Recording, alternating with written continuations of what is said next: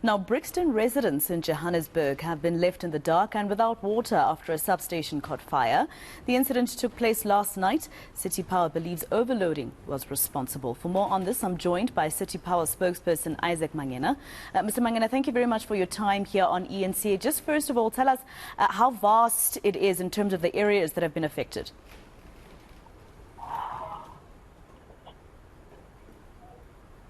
Mr. Mangena, just confirm if you can hear us. I can hear me. Yes, I can hear you clearly. Do you have us? Yes, I can hear you. Repeat the question, please. Yes. So in terms of the areas that have been affected, can you just tell us how vast that is? Thanks for having us. Yes, we've got a problem of the fire where our transformer substation basically caught fire overnight. The cause is currently being investigated. We don't know what caused that fire, but the whole chamber is basically completely raised to the ground. And as such, several communities around Brixton do not have electricity as we speak. And unfortunately, this also affects our power, our pump stations, the water pump stations. Brixton Tower is also out.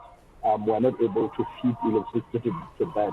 So it means that the Joburg water is not able to basically pump in water as I'm talking to you currently. So by overloading, Isaac, basically what you're saying is that it speaks to the warning that City Power has been giving for the longest time about making sure that other non-essential lights, etc., are switched off, geysers, swimming pool pumps, etc., so that when the power does come back, it doesn't trip. Was this the issue?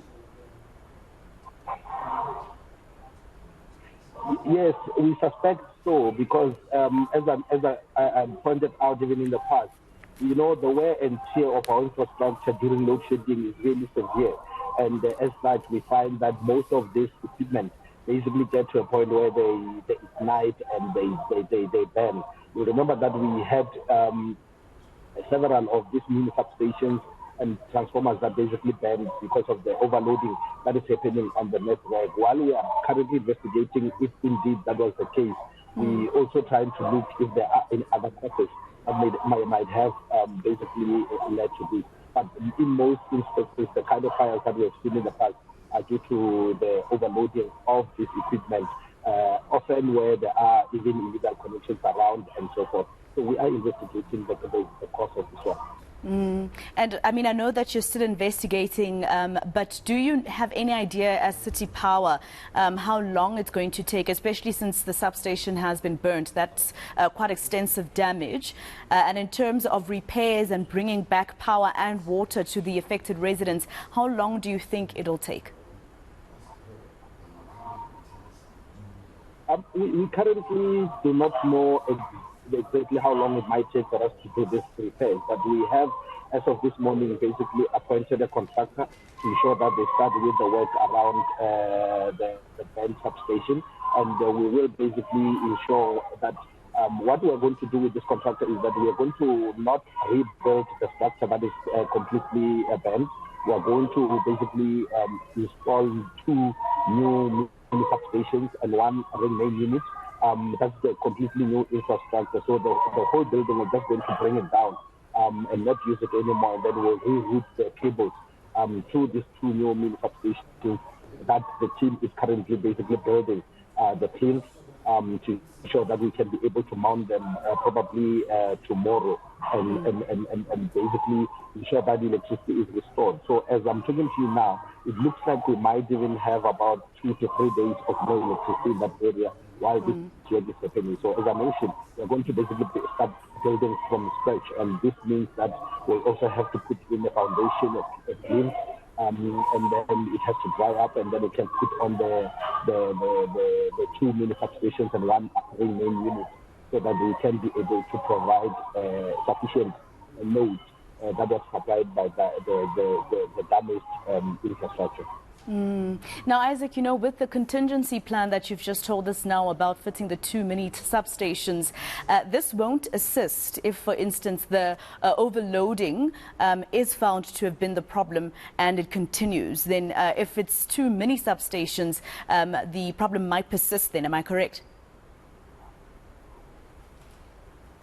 You are correct, but what we are doing with the community is obviously the awareness around the problems of overloading, but we will also try to ensure that we increase capacity from the one that was available on the ground. As I mentioned, we are going to put in 2 500 kVA mini substations, which basically will be sufficient to cover and cater for the needs of the area and also the water pump stations in Brixton. So we are confident that from the new infrastructure that we are bringing on, it will be able to cater for the residents. But as I mentioned, we will also couple this with an audit of the houses around that area to ensure that all those that are overloading the network, especially the illegal connections, we definitely cut them off to ensure that at least we free up some load from the grid. And we can basically sustain the area. But also, you remember we issued a statement that even the people that are not buying, because sometimes when we do this illegal disconnections, we often bump into people that have actually not been buying but consuming electricity. So we will also obviously disconnect some of the people around that area who are basically stealing electricity. But we have already communicated also to the, if I can add, we've also communicated to our colleagues at Johannesburg Water so that at least they can also start looking at alternatives, backup of some sort, so that they can ensure that the water supply is not completely interrupted while we're busy with this work. All right. Thank you so much, Isaac, for speaking to us here on eNCA. Isaac Mangena, the spokesperson of City Power. So residents in Brixton and surrounding areas will not have electricity for at least about 3 days while a contingency plan is made.